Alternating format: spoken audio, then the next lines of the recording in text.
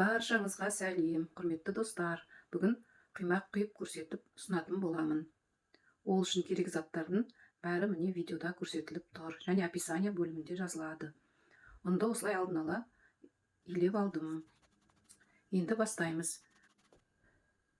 Бір жұмыртқаны жарып, оған жарты шай қасық тұз салып, 2 ас қасық қант салып, жақсылап араластырамыз. Және 1 кружка айран қосып, жақсылап араластырып, оның үстіне 1 кружка ұнды қосамыз. Ұнды аз-аздан бөліп салып отырамыз. Барлығын араластырып болғаннан кейін, ең соңында 1 шай қасық қосытқыш қосамыз.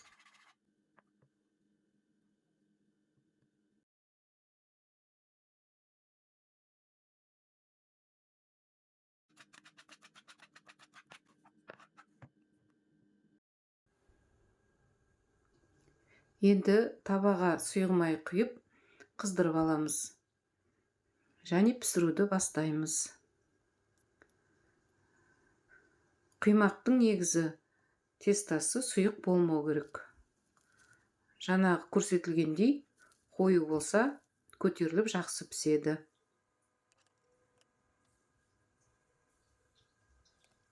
Құрметті достар, каналға тіркеліп, қазақша каналды қолдап, достарыңызбен бөлісіп отырсаңыздар екен. Қоңыраушаны басып, все деген батырманы басып отырсаңыздар,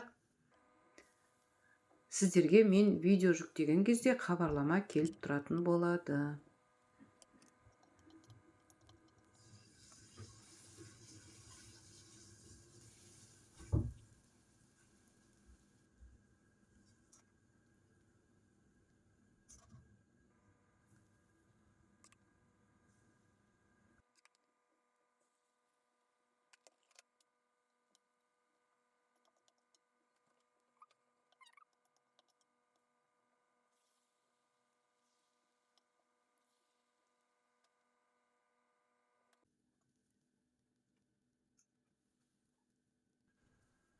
Міне, құймағымыз осындай болып шықты.